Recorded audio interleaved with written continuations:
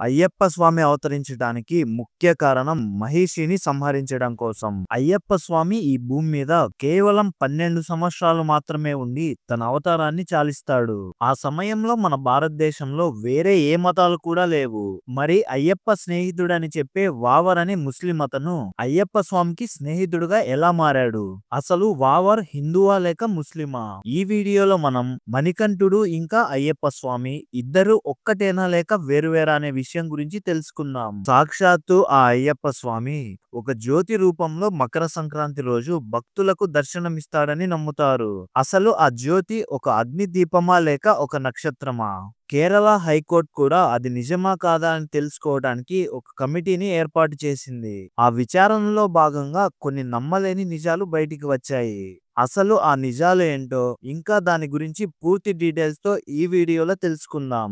అలాగే మకర సంక్రాంతి రోజు అయ్యప్ప స్వామి పెరిగిన పందల రాజ్యం నుంచి అతను ధరించిన దుస్తులు ఇంకా బంగారు ఆభరణాలను శబరిమలలో ఉన్న అయ్యప్ప స్వామికి అలంకరణ చేయడానికి తీసుకొని వస్తారు.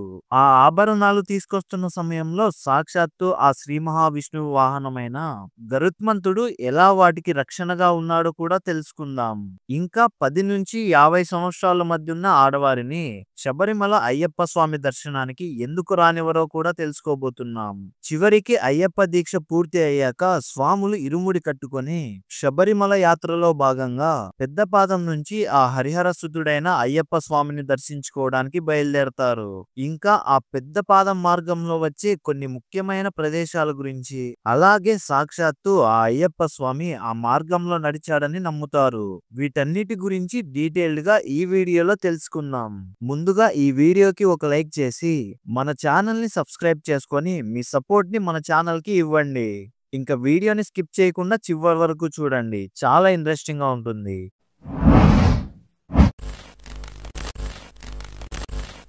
అట్రి మహర్షి ఇంకా అనసూయదేవికి ఆ త్రిమూర్తుల అంశతో దత్తాత్రేయుడు జన్మించాడు. అలాగే లక్ష్మీదేవి, పార్వతీదేవి ఇంకా సరస్వతీదేవి అంశతో గాలవ మహర్షికి లీలావతీదేవి జన్మించింది. కాలాంతరం దత్తాత్రేయుడికి ఇంకా లీలావతీదేవికి వివాహం జరుగుతుంది. కొంతకాలం తర్వాత దత్తాత్రేయుడికి తన వివాహ జీవితం ఇంకా శారీరక సుఖాల మీద విరక్తి పుట్టి తన భార్య అయిన లీలావతీదేవి దగ్గరకు వెళ్లి విషయం మొత్తం చెప్పి తను శాశ్వతంగా సన్యాసం తీసుకొని తపస్సు చేసి చివరికి ఆ పరబ్రహ్మలో లీలమైపోతానని అంటాడు. దత్తాత్రేయుడి మాటలకు లీలాదేవి బాధపడుతుంది. ఇంత చిన్న వయసులోనే దాంపత్య సుఖాలను వదిలి సన్యాస జీవితం తీసుకోవడానికి లీలావతీదేవి అస్సలు ఒప్పుకోదు.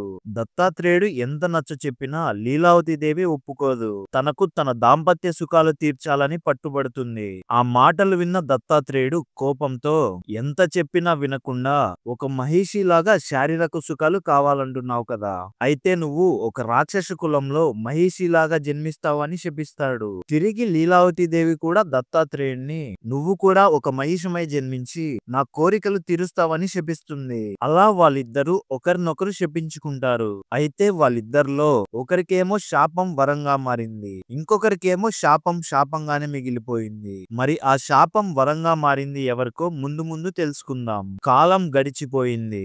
రంభుడు ఇంకా కరంబుడు అనే ఇద్దరు రాక్షస రాజులు ఉండేవారు. అందులో రంభుడు పెద్దవాడు, కరంబుడు చిన్నవాడు. అయితే కరంబుడికి ఒక కూతురు జన్మిస్తుంది. తను ఎవరో కాదు, లీలావతీదేవే రాక్షస కులంలో మహిషిగా జన్మించింది. రంభుడికి ఇంకా కరంబుడికి మగ సంతానం ఉండరు. ఎలాగైనా వారి దానవ వంశాన్ని ముందుకు తీసుకొని పోవడానికి ఒక వారసుడు కావాలని రంభుడు ఇంకా కరంబుడు అనుకుంటారు. అలా చిన్నవాడైన కరంబుడు వరుణదేవునికి తపస్సు చేయడానికి ఒక నది దగ్గరికి వెళ్తాడు. తన శరీరాన్ని మొత్తం నీటిలో ముంచి కేవలం తన తలను మాత్రమే నీటిపైన పెడతాడు. ఇంకా వరుణదేవుడికి తపస్సు చేయడం మొదలు పెడతాడు. ఇంకొక వైపు రంభుడు అడవిలో ఒక పెద్ద చెట్టు దగ్గరకు వెళ్లి బగబగా మండే సూర్యుడి కింద తన చుట్టూ అగ్ని జ్వాలలు పెట్టుకొని అగ్నిదేవుడికి తపస్సు చేయడం మొదలు పెడతాడు. వాళ్ళిద్దరూ చేస్తున్న కఠోరమైన తపస్సుకు ముల్లోకాలు కదిలిపోతున్నాయి. ఒకవేళ వాళ్ళు చేస్తున్న తపస్సుకు దేవతలు మెచ్చి వారికి వరం ఇస్తే వాళ్లకు పుట్టే పుట్టే కొడుకుల వల్ల వారికున్న శక్తితో ఎప్పటికైనా ఇంద్రలోకాన్ని స్వాధీనం చేసుకుంటారని ఇంద్రదేవుడు రంభుడు ఇంకా కరంబుడు చేస్తున్న తపస్సును ఎలాగైనా ఆపాలని అనుకుంటాడు. ఒక పెద్ద ముసలి రూపంలో కరంబుడు తపస్సు చేస్తున్న నదిలోకి వెళ్లి కరంబుడిని చంపేస్తాడు. విషయం తెలుసుకున్న రంభుడు తన తపస్సు నుంచి బయటకు వస్తాడు. ఇంద్రుణ్ణి చంపాలన్నంత కోపంతో ఉంటాడు. అప్పుడు రంభాసురుడు తన కత్తి తీసుకొని తన తలను నరుక్కోబోతుంటాడు. అప్పుడే అగ్నిదేవుడు ప్రత్యక్షమవుతాడు. నీకు ఏ వరం కావాలో కోరుకో అన్నప్పుడు రంభుడు ఈ ముల్లోకాలను జయించి ఇంద్రుడిని కూడా ఓడించి తన ఇంద్ర పదవిని కూడా స్వాధీనం చేసుకునే ఒక గొప్ప కుమారుణ్ణి ప్రసాదించు అని అడుగుతాడు. అప్పుడు అగ్నిదేవుడు నువ్వు ఇంకా ఇంటికి వెళ్ళు. దారిలో నువ్వు ఎవరినైతే చూసి మోహిస్తావో వారి కడుపున ఈ ముల్లోకాలను జయించగలిగే ఒక కొడుకు పుడతాడు అని వరమిస్తాడు. ఎంతో ఆనందంతో రంభుడు అక్కడి నుంచి బయలుదేరతాడు. అలా వెళ్తున్న రంభుడికి దారిలో ఒక అందమైన ఉద్యానవనం కనిపిస్తుంది. ఆ వనంలో ఎంతో మంది యక్షులు ఇంకా యక్షిణీలు విహారం చేస్తూ ఉంటారు. అందులో ఒక యక్షిని తన ప్రేమికుడైన యక్షుణ్ణి అలరింప చేయడానికి ఒక అందమైన మహిషిలాగా రూపం తీసుకుంటుంది. ఇంకా యక్షుడు కూడా ఒక మహిషలాగా రూపం తీసుకోవాలని అనుకుంటూ ఉంటాడు. ఇంతలోగా రంభాసురుడికి ఆ యక్షిని తీసుకున్న అందమైన మహిషి రూపాన్ని చూసి మోహిస్తాడు. వెంటనే రంభాసురుడు ఒక మహిష రూపాన్ని తీసుకుంటాడు. ఇంకా వాళ్ళిద్దరూ ఏకాంతంగా కలుసుకుంటారు. రంభాసురుడికి అగ్నిదేవుడిచ్చిన వరం ప్రకారం ఆ మహిషి రూపంలో ఉన్న యక్షిని గర్భవతి అవుతుంది. ఆ తరువాత ఆ మహిషిని రంభాసురుడు ఎంతో జాగ్రత్తగా తన రాజ్యానికి తీసుకుని వెళ్తాడు. అప్పటి వరకు తన ప్రియుడే ఒక మహిష రూపంలో వచ్చాడని అనుకుంటుంది. నిజం తెలిసిన తర్వాత కూడా రంభాసురుడి వెంట తన రాజ్యానికి వెళ్తుంది. ఎందుకంటే రంభాసురుడే తన కడుపులో పెరుగుతున్న కొడుక్కి తండ్రి కాబట్టి. దాంతో తన ప్రియుడైన యక్షుడికి ఎంతో కోపం వస్తుంది. ఎలాగైనా రంభాసురుడి రాజ్యానికి వెళ్లి తన ప్రియురాలైన యక్షిణిని తీసుకొని వెళ్లాలని అనుకుంటాడు. అప్పుడు యక్షుడు మహిషి రూపంలో ఉన్న యక్షిణి దగ్గరికి వెళ్లి నువ్వు ఈ మహిషి రూపాన్ని వదిలేసి మన లోకానికి మనం వెళ్లిపోదాం పదా అని అంటాడు. అప్పటికే ఆ మహిషి నిండు గర్భంతో ఉంటుంది. ఆ యక్షుడితో వెళ్ళడానికి ఒప్పుకోదు. అది చూసిన రంభుడు కోపంతో యక్షుణ్ణి చంపడానికి వస్తాడు. అప్పటికే కోపంతో రగిలిపోతున్న యక్షుడు రంభాసుని చంపేసి అక్కడి నుంచి వెళ్లిపోతాడు. ఆ తరువాత మరణించిన రంభుడిని చితిమంటలో కాలుస్తూ ఉంటారు. అది చూసి తట్టుకోలేక మహిషి రూపంలో ఉన్న యక్షిని కూడా ఆ చితిమంటల్లో దూకుతుంది. అదే సమయంలో మహిషికి ఒక కొడుకు జన్మిస్తాడు. అతనే మహిషాసురుడు. అయితే మహిషాసురుడు పుట్టే సమయానికే తన తల్లిదండ్రులు ఇద్దరు చనిపోతారు. ఇక మహిషాసురుడికి మిగిలింది తన అక్క అయిన మహిషి మాత్రమే.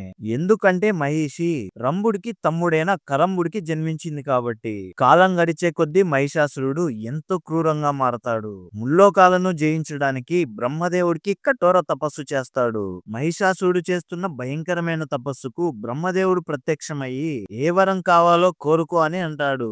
అప్పుడు మహిషాసురుడు ఎలాగో అమరత్వాన్ని ఇవ్వడు కాబట్టి ఆడవాళ్ళు ఎలాగో నన్ను చంపలేరు. అందుకని మహిషాసురుడు స్త్రీల నుంచి తప్ప ఇంకా ఎవరి నుంచి తనకు మరణం ఉండకూడదని వరం కోరుతాడు. ఆ తరువాత మహిషాసురుడు ముల్లోకాలను జయించి ఒక భయంకరమైన రాక్షసుడుగా మారిపోతాడు. మహిషాసురుడు చేస్తున్న అరాచకాలను చూసి ఇంద్రాది దేవతలు వెళ్లి ఆ త్రిమూర్తులకు చెబుతారు. అప్పుడు త్రిమూర్తులు వారి తేజస్సుతో ఒక స్త్రీమూర్తిని రూపొందిస్తారు. ఆవిడే దుర్గామాత. దేవతలందరూ వారి వారి ఆయుధాలను దుర్గాదేవికి ఇస్తారు. ఇంకా మహిషాసురుడి మీద కోపంతో రగిలిపోతున్న దుర్గాదేవి మహిషాసురుడితో ఇంకా అతని సైన్యంతో దుర్గాదేవి 10 రోజుల పాటు ఒక ఘోర యుద్ధం చేస్తుంది. అయితే మహిషాసురుడు రోజు రోజుకి తన రూపాల్ని మార్చుకొని దుర్గాదేవితో యుద్ధం చేస్తున్నాడు. చివరి రోజైన 10వ రోజు తన అసలు రూపమైన మహిషాసురుడు రూపంలోకి వస్తాడు. ఇంకా దుర్గాదేవి మహిషాసురుడిని వధిస్తుంది. అందుకే దుర్గాదేవిని మహిషాసుర మర్దిని అని కూడా అంటారు. ఇంకా తన తమ్ముడైన మహిషాసురుడు చనిపోయాడని మహిషి ఎంతో బాధపడుతుంది. ఎలాగైనా దేవతల మీద ప్రతీకారం తీర్చుకోవాలని కోపంతో రగిలిపోతూ ఉంటుంది. ఇక ముల్లోకాలు కంపించేలాగా బ్రహ్మదేవుడికి ఒక కఠోరమైన తపస్సును చేస్తుంది. అప్పుడు బ్రహ్మదేవుడు ప్రత్యక్షమయ్యి ఏ వరం కావాలో కోరుకో అని అంటాడు. మహిషాసురుడు ఎలాగో ఒక తెలివి తక్కువ కోరికను కోరుకున్నాడు. నేను ఎలాగైనా ఒక మంచి కోరికను కోరుకోవాలని అనుకుంటుంది. అప్పుడు మహిషి బ్రహ్మదేవుడితో నా చావు కేవలం హరిహరులకు పుట్టిన కొడుకు వల్లనే సాధ్యం కావాలి. మరొకటి నేను భూమి మీద ఉన్నప్పుడు మాత్రమే నన్ను అంతం చేయగలగాలి. ఇంకా నా రోమాల నుంచి అంతులేని సైన్యం రావాలని బ్రహ్మదేవుడు బ్రహ్మదేవుణ్ణి వరం కోరుతుంది. ఇంతకు ముందు ఏ రాక్షసులు చేయలేని విధ్వంసాన్ని మహిషి చేస్తుంది. ముల్లోకాలను జయించి దేవతలందరినీ ఓడిస్తుంది. తన అంతులేని రాక్షస సైన్యంతో ఇంద్రలోకంలో ఉన్న దేవతలందరినీ ఓడించి ఇంద్రుడి సింహాసనం మీద కూర్చొని ఇంద్రాది దేవతలను శాసిస్తుంది. ఇంకా దేవతలందరూ ఆ శివకేశవుల దగ్గరకు వెళ్లి మహిషికి బ్రహ్మదేవుడిచ్చిన వరం గురించి చెబుతారు. శివకేశవులు దేవతల వైపు చూస్తూ నవ్వి ఇంకా మహిషి సంగతి మేమిద్దరం చూసుకుంటామని అంటారు. ఇంకా ఈ సమయంలోనే శాస్త అవతారం రాబోతుంది.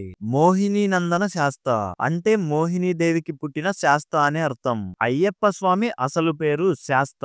శాస్త అంటే గురువు అని లేదా భూతాలను శాసించేవాడు అని అర్థం. అందుకే అయ్యప్ప స్వామిని భూతనాథ అని కూడా పిలుస్తారు.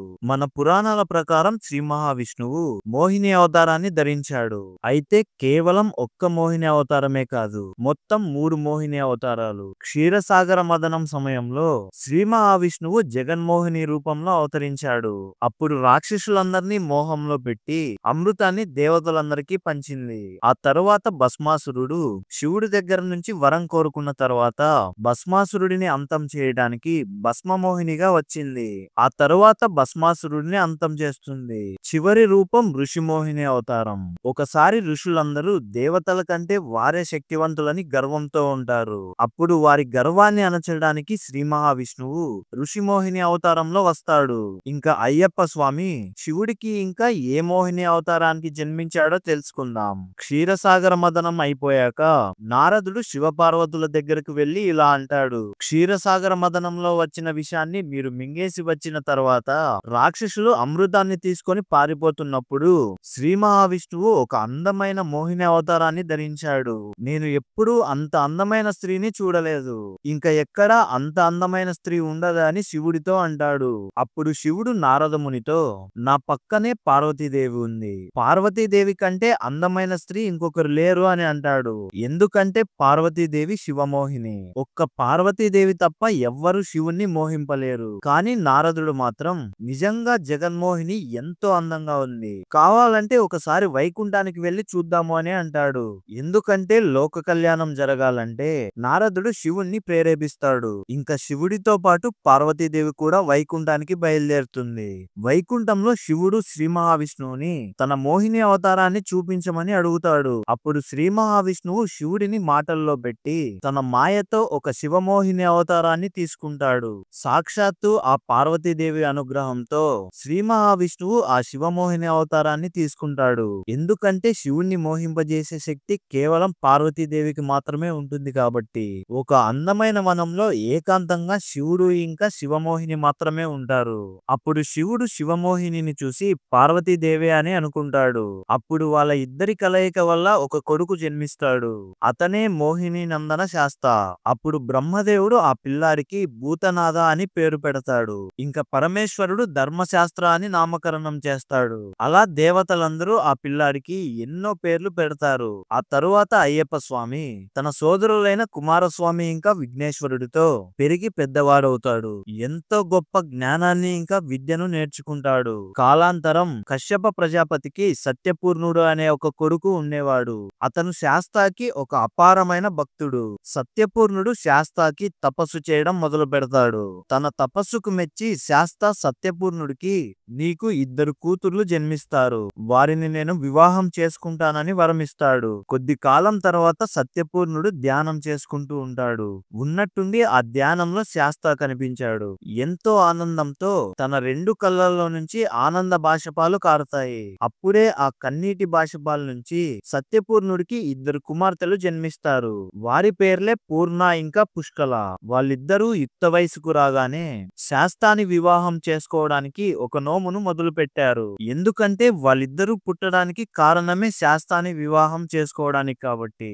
వారిద్దరి నోము పూర్తయిపోగానే శాస్త వారిద్దరిని వివాహం చేసుకుంటాడు. ఆ తరువాత శాస్త మహిషిని సంహరించడానికి బయలుదేరతాడు. కానీ మహిషికి ఒక వరం ఉంటుంది. తను భూలోకంలో ఉన్నప్పుడు మాత్రమే తనకి మరణం సంభవిస్తుంది. అది కూడా ఆ హరిహరసుతుడి చేతిలో మాత్రమే. ఇంతకు ముందు మనం చెప్పుకున్నట్టు లీలావతి దేవి దత్తాత్రేయుడికి శాపమిచ్చి ఉంటుంది. ఒక మహిష రూపాన్ని ధరించి తన కామ కోరికలను తీర్చాలని శాపమిచ్చి ఉంటుంది. ఇంకా దత్తాత్రేయుడు ఆ రూపాన్ని తీసుకోవడానికి చేయడానికి సరైన సమయం ఆసన్నమైంది. ఒక అందమైన మహిష రూపాన్ని తీసుకొని మహిషి ఎదురుగా నిలబడుకుంటాడు. ఆ మహిష రూపాన్ని చూడగానే మహిషి ఎంతో ప్రేమలో పడిపోతుంది. తన మోహాన్ని కూడా తీర్చుకుంటుంది. మహిషికి ఎక్కడికి వెళ్తున్నానో కూడా అర్థం కాకుండా ఆ మహిష వెంటనే తెలియకుండానే భూలోకానికి వచ్చేస్తుంది. మహిషి భూలోకానికి రాగానే ఆ హరిహర సుతుడైన శాస్తా కూడా భూలోకానికి వస్తాడు. కొద్దిసేపటి తర్వాత మోహం నుంచి బయటకు వచ్చిన మహిషి దేవతలందరూ తనని మోసం చేశారని అనుకుంటుంది. ఇంకా ఏమీ చేయలేని పరిస్థితులలో మహిషి శాస్తా మీదకి యుద్ధానికి వెళ్తుంది. ఎంత ప్రయత్నించినా శాస్తాని ఏమీ చేయలేకపోతుంది. చివరికి శాస్తా ఆ మహిషిని పైకి ఎత్తి కింద పడేస్తాడు. చనిపోయిన ఆ మహిషి మీదకి ఎక్కి ఆనందంతో నాట్యం చేస్తాడు. అప్పుడు మరణించిన ఆ మహిషి శరీరం నుంచి ఒక దివ్యమైన రూపం బయటకు వస్తుంది. ఆవిడే లీలావతీదేవి. అప్పుడు తన మోహం మొత్తం పోతుంది. తన ఎదురుగా ఉన్న ఎంతో అందమైన శాస్తాని చూసి తనని వివాహం చేసుకోమని ఎంతో ప్రేమతో అడుగుతుంది. అప్పుడు శాస్తా లీలావతీదేవితో నేను ఎప్పుడైతే భూలోకంలో అవతరిస్తానో అప్పుడు నిన్ను వివాహం చేసుకుంటానని వెళ్ళిపోతాడు. అప్పటి నుంచి లీలావతీదేవి ఎప్పుడెప్పుడు ఆ స్వామి భూలోకంలో అవతరిస్తాడా అని చూస్తూ ఉంటుంది. మనం ఇప్పటి వరకు తెలుసుకున్న కథ మొత్తం కలియుగం ముందరే జరిగిపోయింది. ఇంకా అయ్యప్ప స్వామి కలియుగంలో భూమి మీద ఎలా అవతరించాడో తెలుసుకోబోతున్నాము. నేపాల్ దేశంలో పలింజవర్మ అనే ఒక రాజు ఉండేవాడు. అతను ఎంతో మంచివాడు ఇంకా పరాక్రమవంతుడు. అలాంటి రాజుకు ఒక రోజు తను ఎప్పటికీ చనిపోకూడదు అనే ఆలోచన వస్తుంది. అందుకోసం 108 మంది కన్యలను బలి ఇవ్వాలని అనుకుంటాడు.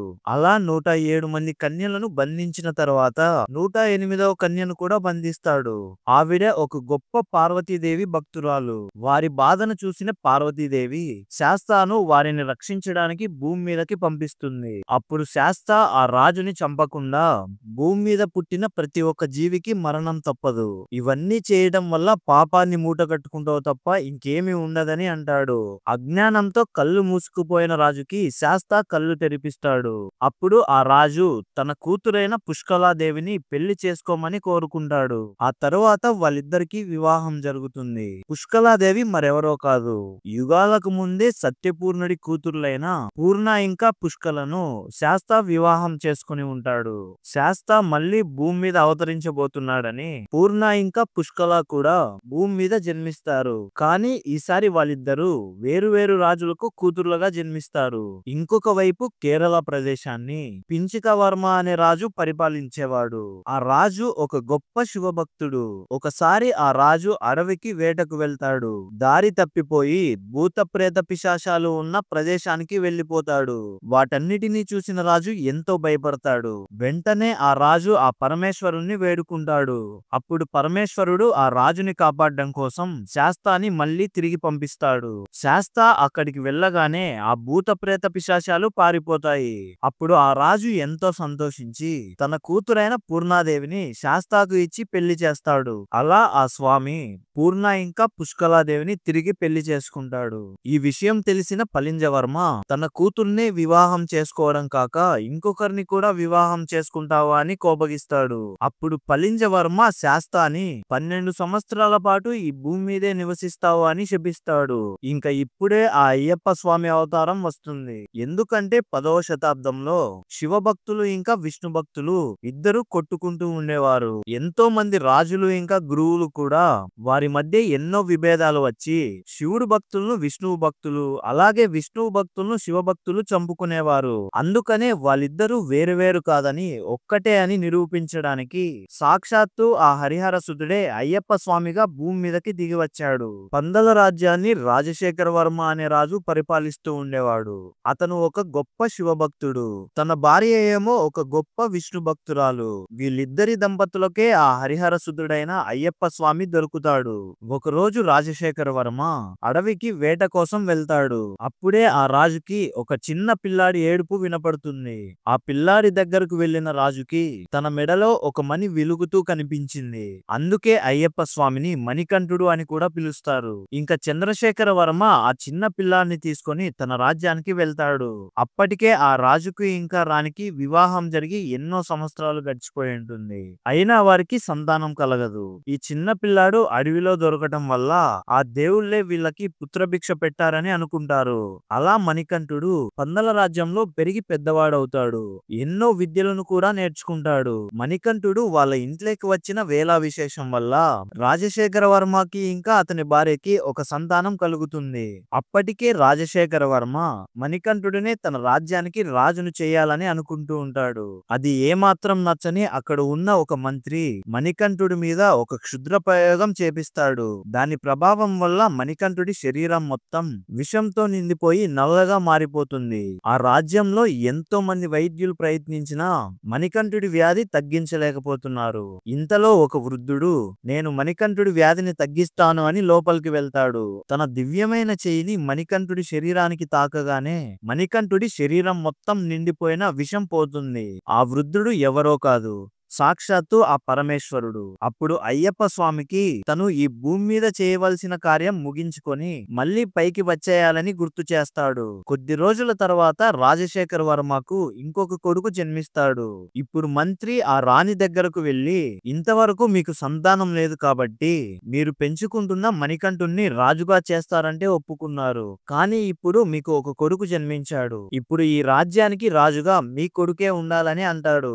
ఆ మంత్రి మాటలు విన్న రాణి కూడా దుర్బుద్ధితో ఆలోచిస్తుంది. కొద్ది రోజుల తర్వాత మణికంఠుడిని ఎలాగైనా చంపేయాలని అనుకుంటారు.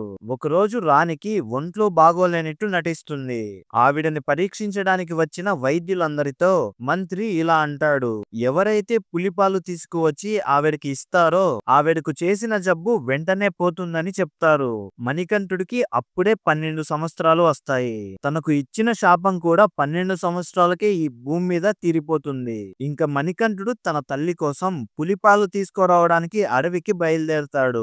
అదంతా పైనుండి ఇంద్రాది దేవతలు చూస్తారు.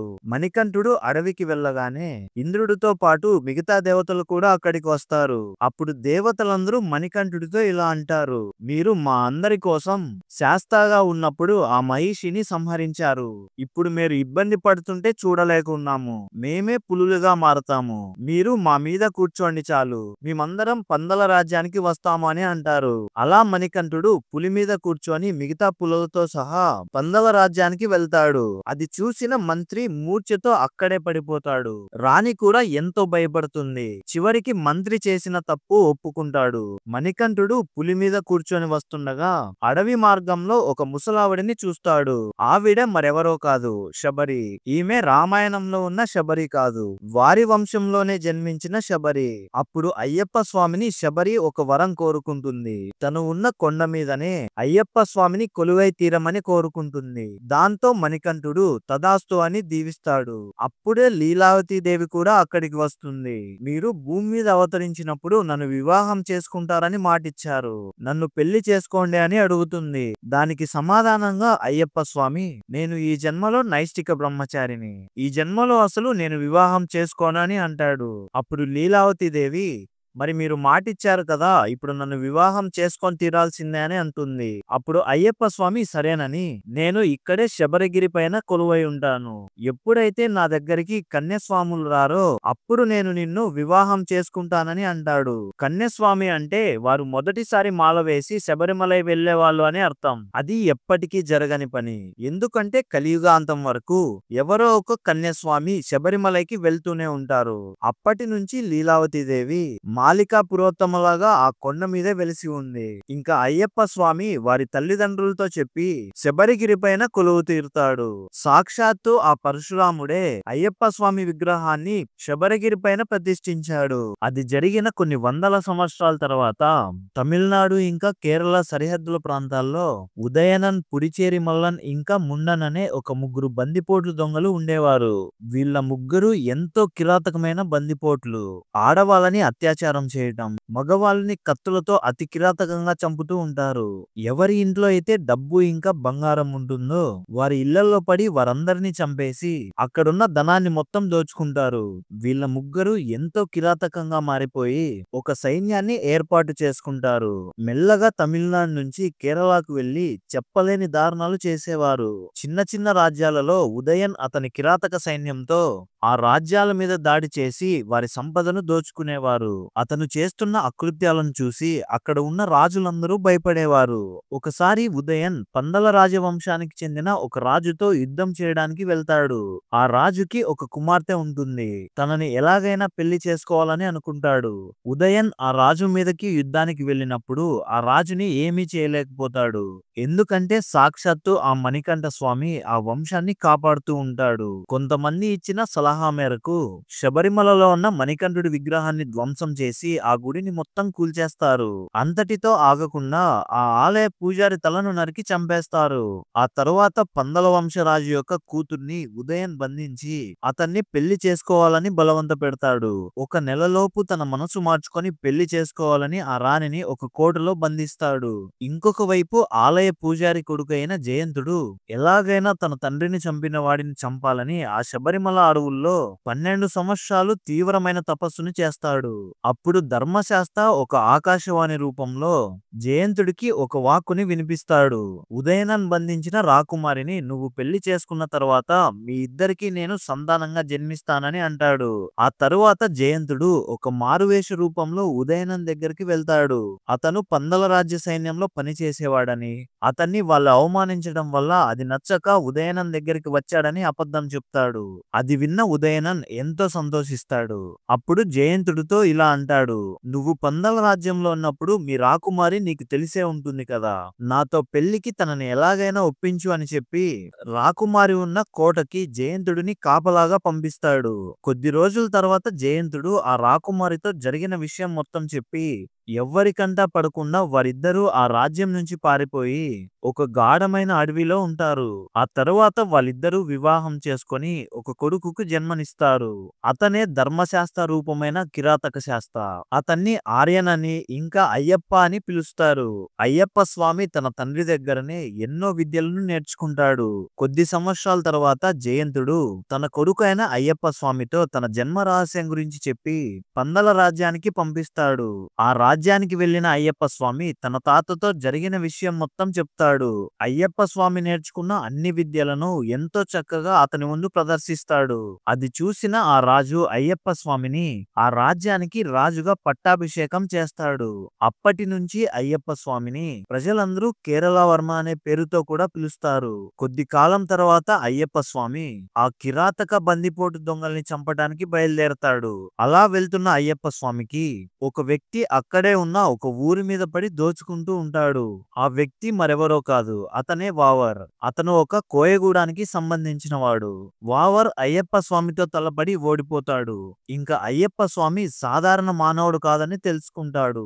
ఇంకా వావర్ అయ్యప్ప స్వామికి సహచరుడుగా ఉంటాడని అంటాడు. ఆ తరువాత అయ్యప్ప స్వామిని వావర్ తన కోయగూడానికి తీసుకుని వెళ్ళినప్పుడు అక్కడ ఉన్న ప్రజలందరూ ఎంతో సంతోషించి దైవమే వాళ్ళ కోయగూడానికి వచ్చిందన్నట్టుగా స్వామి దినక తోం తోం అయ్యప్ప దినక తోం తోం అంటూ ఎంతో ఆనందంతో పరవశించిపోయారు. ఆ తరువాత అయ్యప్ప స్వామి వావర్ ఇంకా అతని కోయగూడ ప్రజలతో పాటు చీరప్పన్ అనే ఒక యోధుడిని ఇంకా మధుర సైన్యాన్ని తీసుకొని ఉదయనన్ ఇంకా అతని కిరాతకమైన సైన్యాన్ని చంపడానికి వెళ్తాడు.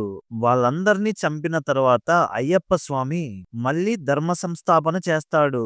అది చూసిన ప్రజలందరూ నువ్వే మా అయ్యప్ప స్వామివని స్వామికి జేజేలు పలుకుతారు. ఆ తరువాత అయ్యప్ప స్వామి పందల రాజుని శబరిమల కొండలకు తీసుకొని వస్తాడు. ధ్వంసం చేసిన ఆలయాన్ని మళ్ళీ తిరిగి నిర్మిస్తారు. ఈసారి అక్కడ సాక్షాత్తు అయ్యప్ప స్వామి తన విగ్రహాన్ని తానే ప్రతిష్ఠించుకుంటాడు. ఆ తరువాత అయ్యప్ప స్వామి ఒక జ్యోతిగా మారి ఆ విగ్రహంలోకి వెళ్లిపోతాడు.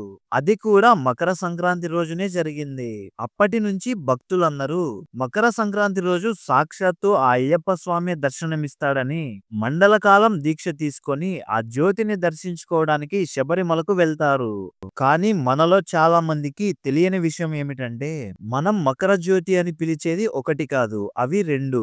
ఒకటి మకర వెలుక్కు అంటారు, రెండవది మకర జ్యోతి అని అంటారు. ఇందులో మకర వెలుక్కు అంటే ప్రతి సంవత్సరం మకర సంక్రాంతి రోజు భక్తులందరికీ కనిపించే ఒక దీపం. ఆ దీపాన్ని పొన్నంబలమేడు పర్వతం పైన కొంతమంది గిరిజనులు వెలిగిస్తారు. ఆ దీపం దీపాన్ని వెలిగించేది మనుషులేనని, వారు కూడా దేవస్థానానికి సంబంధించిన ఉద్యోగులని దేవస్థానం బోర్డు కూడా అంగీకరించింది. ఇంకా మకర జ్యోతి అంటే ఏంటో తెలుసుకుందాం. పూర్వం కేరళ రాజ్యంలో క్రూరమైన దొంగలు ఉండేవారు. డబ్బులు, బంగారం కోసం ఊర్ల మీద పడి అమాయక ప్రజల్ని చంపుతూ ఉండేవారు. అప్పుడు మళ్ళీ ఆ ధర్మశాస్త్ర అయ్యప్ప అవతారంలో వచ్చి ఆ దుర్మార్గులను చంపి ఆ రాజ్యంలో ఉన్న ప్రజల్ని కాపాడతాడు. ఆ రూపాన్ని ప్రజలు అయ్యనార్ అని, అయ్యప్ప అని కాని, కేరళ వర్మ అని కాని పిలుస్తారు. ధర్మశాస్త్ర భూమి మీద 12 సంవత్సరాలు ఉండవలసి వచ్చినప్పుడు అతన్ని మణికంఠ అని పిలిచేవారు. చివరికి ధర్మశాస్త్ర అయ్యప్ప రూపంలో వచ్చినప్పుడు ఒక జ్యోతి రూపంలో శబరిమలలో ఉన్న మణికంఠుడిలో లీనమైపోతాడు. మకర సంక్రాంతి రోజున శబరిమల ఆలయంలో దీపారాధన జరుగుతుంది. ఆ సమయంలో దిగంతంలో ఒక నక్షత్రం కూడా కనిపిస్తుంది. ఇంకా అదే సమయంలో పొన్నాంబలమేడులో కూడా దీపారాధన నిర్వహిస్తారు. ఆ దీపాన్ని శబరిమల నుంచి ఎంతో స్పష్టంగా చూడొచ్చు. శబరిమల ఆలయంలో దీపారాధన, శబరిమల నుంచి ఈశాన్య ఆకాశంలో నక్షత్రం కనిపించడం, ఇంకా పొన్నాంబలమేడులో దీపం కనిపించడం అన్నీ ఒకటేసారి జరిగిపోతాయి. ఆ సమయంలో శబరిమల కొండలు మొత్తం భక్తుల నోటి నుంచి స్వామియే శరణమయ్యప్ప అనే శరణఘోషతో నిండిపోతుంది. ఇంకా మకర జ్యోతి కొద్ది క్షణాల్లోనే 3 సార్లు భక్తులకి కనిపిస్తుంది. 1999లో మకర జ్యోతి దర్శనం కోసం శబరిమలకి ఎంతో మంది భక్తులు వచ్చారు. అక్కడ రద్దీగా ఉండటం వల్ల ఆ తొక్కిసలాటలో సుమారు 53 మంది భక్తులు చనిపోయారు. అది కాస్త కేరళ హైకోర్టు వరకు వెళ్ళింది. కానీ అప్పట్లో ఉన్న జస్టిస్ టి చంద్రశేఖర్ మీనన్ ఆ తొక్కిసలాట మీద విచారణ చేయకుండా మానుకున్నారు. ఎందుకంటే మకర జ్యోతి అనేది మత విశ్వాసానికి సంబంధించిన అంశం కాబట్టి. మళ్ళీ 2011 జనవరి 14న మకర జ్యోతిని దర్శించుకోవడానికి లక్షలాది మంది భక్తులు శబరిమలకు వెళ్లారు. అప్పుడు కూడా తొక్కిసలాట జరిగింది. ఆ సమయంలో దురదృష్టవశాత్తు సుమారు 106 మంది భక్తులు చనిపోయారు. వందలాదికి మంది పైగా గాయపడ్డారు. ఈసారి కేరళ హైకోర్టు మాత్రం మకర జ్యోతి నిజమా కాదా అని తేల్చడానికి ఒక కమిటీని ఏర్పాటు చేసింది. ఆ విచారణలో సమాధానంగా శబరిమల అయ్యప్ప గుడి ప్రధాన అర్చకులు మకర జ్యోతి అంటే పవిత్రమైన ఖగోళ కాంతి అని, మకర వెలుక్కు అంటే కొంతమంది గిరిజనులు వెలిగించే దీపం అని చెప్పారు. ఆ రెండిటి మధ్య తేడా తెలుసుకోమని దేవస్థానం బోర్డు వాళ్ళు కేరళ హైకోర్టుకి తెలిపారు. ఇంకా 10 సంవత్సరాల నుంచి 50 సంవత్సరాల మధ్యలో ఉన్న ఆడవాళ్లను శబరిమలకు ఎందుకు రానివ్వరో తెలుసుకుందాం. శబరిమల అయ్యప్ప స్వామి ఆలయంలోకి ఋతుక్రమం వయసులో ఉన్న ఆడవాళ్ళని, అంటే పీరియడ్స్ వచ్చే వయసున్న ఆడవాళ్లను అనుమతించకూడదనేది శతాబ్దాలుగా వస్తున్న ఆచారం. ఎందుకంటే అయ్యప్ప స్వామి బ్రహ్మచారి కాబట్టి. అలాంటి ఆడవాళ్లు వస్తే అయ్యప్ప ఆలయం అపవిత్రం అవుతుందని, అలాగే శబరిమల అయ్యప్ప ఆలయం పక్కనే ఉన్న మాలికా పురోత్తమ దేవిని కూడా అగౌరవపరిచినట్టు అవుతుందని అందరూ నమ్ముతారు. ఇంకా ఈ నమ్మకానికి చట్టబద్ధత కల్పిస్తూ ఆలయంలోకి 10 సంవత్సరాల నుండి 50 సంవత్సరాల లోపు ఉన్న ఆడవాళ్ళని గుడిలోకి ప్రవేశించనివ్వకూడదని 1991లో కేరళ హైకోర్టు ఒక రూల్ పెట్టింది. అయితే ఈ నిషేధం పైన చాలా గొడవలు ఇంకా వివాదాలు జరిగాయి. దీంతో కొందరు ఆలయంలోకి మహిళలను అనుమతించాలంటూ కోర్టులో కేసు వేశారు. ఇంకా ఈ వివాదాలపైన విచారించిన సుప్రీంకోర్టు ఆలయంలోకి 10 నుంచి 50 సంవత్సరాల మధ్య వయసున్న మహిళలు ఇక నుండి ఆలయంలోకి ప్రవేశించవచ్చని సుప్రీంకోర్టు 2018 సెప్టెంబర్ 28న తీర్పు ఇచ్చింది. సుప్రీంకోర్టు ఇలా తీర్పు ఇచ్చాక ఆలయంలోకి కొందరు మహిళలు ప్రవేశించాలని చూశారు. కానీ అయ్యప్ప స్వామి భక్తులు ఇంకా ప్రజలు అలా ఆలయంలోకి మహిళలు రావడాన్ని అడ్డుకున్నారు. ఇంకా వాళ్ళు ఆ ఆడవాళ్ళని అడ్డుకోవడానికి ఒక బలమైన కారణం ఉందని తెలియజేశారు. అదేంటంటే ఆ హరిహర సుతుడైన అయ్యప్ప స్వామి ఆజన్మాంతర బ్రహ్మచారి అని, అందువల్ల ఆలయంలోకి ఋతుక్రమం వయసులో ఉన్న ఆడవాళ్లు రాకూడదని శతాబ్దాలుగా ఉన్న ఆచారం అని చెప్పారు. ఈ కారణంగానే మహిళలను శబరిమల అయ్యప్ప స్వామి ఆలయానికి రానివ్వడం లేదు. ఇంకొక ఇంట్రెస్టింగ్ విషయం ఏమిటంటే మకర సంక్రాంతి రోజున శబరిమలలో ఉన్న అయ్యప్ప స్వామికి తను మణికంఠుడుగా ఉన్నప్పుడు తను వేసుకున్న వస్త్రాలు ఇంకా బంగారు ఆభరణాలను తను పెరిగిన పందల రాజ్యంలో ఉన్న ఇంటి నుంచి తను వాడిన బంగారు ఆభరణాలను శబరిమలలో ఉన్న అయ్యప్ప స్వామి విగ్రహానికి అలంకరించడానికి తీసుకొని వెళ్తారు. ఆ ఆభరణాలు తీసుకొని వెళ్లే సమయంలో వాటికి రక్షణగా సాక్షాత్తు ఆ శ్రీ మహావిష్ణువు వాహనమైన గరుత్మంతుడు ఆ ఆభరణాలకు కాపలాగా వెళ్తాడు. అదంతా ఆ అయ్యప్ప అయ్యప్ప స్వామి లీలేనని భక్తులు నమ్ముతారు. ఒకసారి అయ్యప్ప స్వామి శనిదేవుడిని ఇలా అడుగుతాడు, నువ్వు ఎందుకని మనుషులను 7 సంవత్సరాల పాటు పట్టి పీడిస్తూ ఉంటావు అని అడుగుతాడు. అప్పుడు శనిదేవుడు అయ్యప్ప స్వామితో, జనాలు వారు చేసిన పాపకర్మల వల్లనే నేను వారిని పట్టి పీడిస్తున్నాను అని అంటాడు. నిజానికి ఎవరికైనా శని పట్టుకుంటే 7 సంవత్సరాల వరకు పోదు. అందుకనే ఏలినాటి శని అని అంటారు. కేవలం జనాలు చేసిన కర్మల వల్లనే వారికి శనీశ్వరుడు పట్టుకుంటాడు. అప్పుడు అయ్యప్ప స్వామి శనిదేవుడితో, తన భక్తులు సంవత్సరానికి మండల కాలంలో వారు 7 సంవత్సరాలు పడే కష్టాలన్నిటినీ అనుభవిస్తారు అని అంటాడు. దానికి సమాధానంగా శనీశ్వరుడు అయ్యప్ప స్వామితో, ఆ మండల కాలంలో నేను పెట్టే కష్టాలు ఎన్ని అని అనుభవించగలరు? నేను వాళ్ళందరికీ శతకోటి కష్టాలు కలిగించగలను. మత్తు పదార్థాలు మద్యం సేవించే వారి ఆరోగ్యం మీద దెబ్బతీస్తాను. అలాగే మాంసాహారం ఇంకా రుచికరమైన భోజనం చేసే వారి మీద కూడా నా దృష్టి పడుతుంది. ఆ తరువాత వాళ్ళందరూ అలమటించిపోతారు అని అంటాడు. దానికి అయ్యప్ప స్వామి, తన భక్తులు ఒక్క పూట మాత్రమే కేవలం సాత్విక ఆహారం మాత్రమే తింటారు అని అంటాడు. మళ్ళీ శనీశ్వరుడు అయ్యప్ప స్వామితో, పూల పాన్పు మీద పడుకునే వారినైనా కట్టెల పాన్పు పైకి తీసుకుని వస్తాను అని అంటాడు. అప్పుడు అయ్యప్ప స్వామి తన భక్తులు సుఖాలను విడిచి కటిక నేలపైన శయనిస్తారు అని అంటాడు. మళ్ళీ శనీశ్వరుడు అయ్యప్ప స్వామితో, పన్నీటి స్నానం చేసే వారితో కూడా చల్లని నీటితో స్నానం చేసేలాగా చేస్తాను అని అంటాడు. అప్పుడు అయ్యప్ప స్వామి తన భక్తులు దీక్ష తీసుకున్నప్పుడు 2 పూట్ల చన్నీటి స్నానమే చేస్తారు అని అంటాడు. తిరిగి శనీశ్వరుడు మళ్ళీ అయ్యప్ప స్వామితో, వేసుకోవటానికి సరైన బట్టలు కూడా లేకుండా నటకేశ సంస్కారాలు మానేసి వేసుకోవటానికి చెప్పులు కూడా లేకుండా చేస్తాను అని అంటాడు. అప్పుడు అయ్యప్ప స్వామి శనీశ్వరుడితో, నీకు ఇష్టమైన రంగు నలుపు కదా, తన భక్తులు నల్లటి దుస్తులు ధరించి నటకేశ సంస్కారాలు మానేసి పాదరక్షలు కూడా లేకుండా మాలాధారణతో దీక్షాబద్ధులై స్వాములుగా పిలువబడతారు. నువ్వు చెప్పిన కష్టాలన్నీ నా మండల కాలం దీక్షలో అనుభవిస్తారు అని అంటాడు. అలాగే ఈ దీక్షలో బ్రహ్మచర్యం పాటించి పాదరక్షలు లేకుండా స్వాములందరూ నా దర్శనం కోసం అడవిలో నడుచుకుంటూ వస్తారు. అలాంటి వారి మీద ఇంకా వారి కుటుంబాల మీద నీ చూపు సోకకూడదు అని ఆజ్ఞాపిస్తాడు. ఇంకా అయ్యప్ప స్వామి దీక్షా విధానాల గురించి తెలుసుకుందాం. ఇంకా మొదటిసారి మాల వేసిన వారిని కన్యాస్వాములు అని అంటారు. ఎవరైతే దీక్షను ఆచరిస్తారో తప్పకుండా వారు మండల కాలం వరకు ఉండాలి. మండలం అంటే 41 రోజులు. రోజుకి 2 సార్లు చన్నీటితో స్నానం చేయాలి. అది కూడా తెల్లవారుజామున సూర్యోదయం కాకముందు ఇంకా సాయంకాలం సూర్యాస్తమయం సమయంలో చేయాలి. 2 పూట్ల తప్పకుండా గుడికి వెళ్ళాలి. కేవలం సాత్విక ఆహారం మాత్రమే తీసుకోవాలి. తీసుకునే ఆహారంలో ఉల్లిపాయ ఇంకా వెల్లుల్లిపాయ వాడకూడదు. ఎందుకంటే అవి మన శరీరంలో ఉన్న రజోగుణాలను పెంచుతాయి. అయ్యప్ప స్వామి దీక్ష తీసుకున్నప్పుడు బ్రహ్మచర్యం తప్పకుండా పాటించాలి. నిత్యం అయ్యప్ప స్వామిని తలుచుకుంటూ శరణఘోష చెప్పుకోవడం చాలా మంచిది. ఇంకా నేల మీద కానీ చాప మీద కానీ మాత్రమే పడుకోవాలి.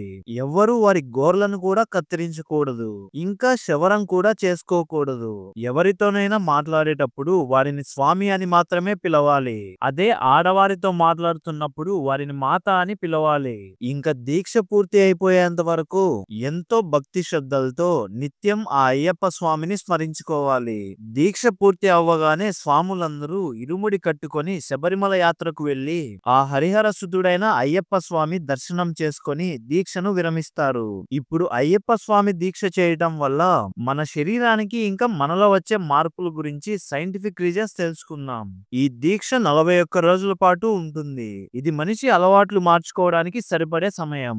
సైంటిఫిక్ గా చూసుకుంటే మనం ఏదైనా ఒక కొత్త అలవాటు నేర్చుకోవడానికి కనీసం 21 నుంచి 40 రోజుల పాటు సమయం పడుతుంది. ఈ దీక్ష వల్ల మన మనసు కుదురుగా ఉంటుంది. ఇంకా సహనం, దయ, సద్భావం కూడా పెరుగుతాయి. దీక్షలో మాంసాహారం, మద్యం, ఉల్లిపాయ ఇంకా వెల్లుల్లిపాయ నిషేధం.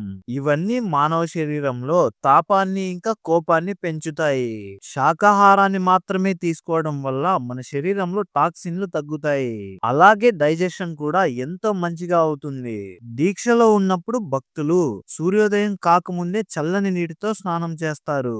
అలా చేయటం వల్ల మన బ్లడ్ ఫ్లో ఎంతో మంచిగా అవుతుంది. ఇంకా మన బాడీలో ఇమ్యూనిటీని కూడా పెంచుతుంది. నల్లటి రంగు దుస్తులను ధరించడం వల్ల సూర్యుడి తాపాన్ని ఎక్కువగా ఆకర్షిస్తుంది. దానివల్ల మన బాడీ టెంపరేచర్ కంట్రోల్డ్ గా ఉంటుంది. చలికాలంలో దీక్షను చేయడం వల్ల ఇది మనకు రక్షణగా పనిచేస్తుంది. దీక్షలో ఉన్నప్పుడు బ్రహ్మచర్యం పాటించడం వల్ల మానసిక శాంతి దొరుకుతుంది. అలాగే కాన్సంట్రేషన్ కూడా పెరుగుతుంది.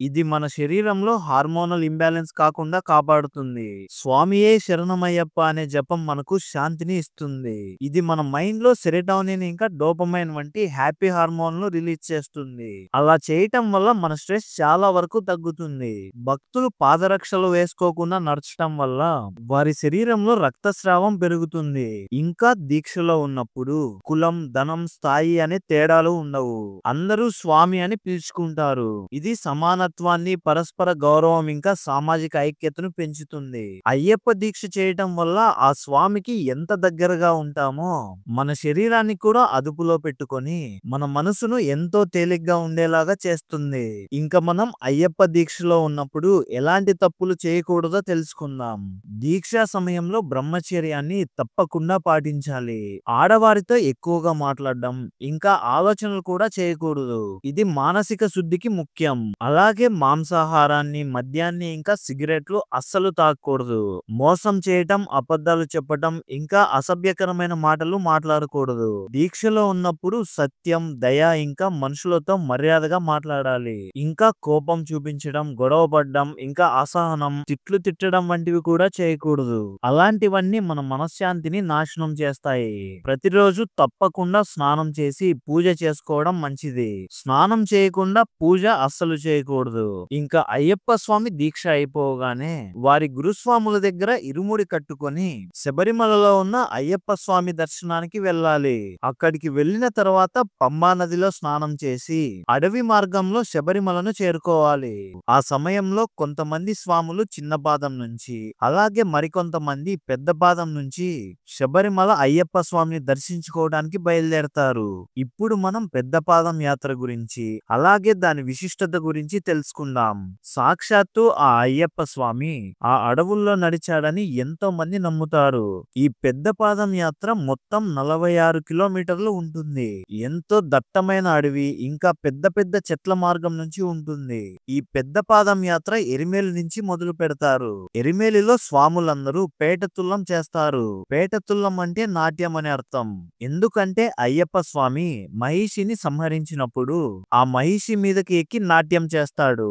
అందుకనే స్వాములందరూ ఎరిమేలిలో పేటతుల్లి ఆడి ఆ స్వామిని ఆనందపరుస్తారు. ఆ తరువాత పేరూరుతోడు, కాలైకట్టి, ఆలుద, ఇంజీపారికోట, కరిమల, కరిలాంతోడు, పెరియానపట్టం, చెరియానపట్టం ఇంకా పంబా నది, ఆ తరువాత నీలిమల, అప్పాచిమేడు ఇంకా శబరిపీఠం, శరణగుత్తి ఇంకా సన్నిధానం చేరుకొని చివరికి శబరిమలను చేరుకుంటారు. అలా ఆ కొండలన్నీ దాటుకొని ఆ అయ్యప్ప స్వామిని దర్శించుకునే మార్గాన్ని పెద్ద పాదం అని అంటారు. ఆ అడవి మార్గంలో మొత్తం కొన్ని కోట్ల వనమూలికలు ఉంటాయి. వాటి నుంచి వచ్చే గాలి శరీరానికి తగలడం వల్ల చాలా మేలు జరుగుతుంది. అందుకనే తప్పనిసరిగా ఒక్కసారైనా వనయాత్ర చేయాలని అంటారు. ఇప్పుడు మనం ఈ పెద్ద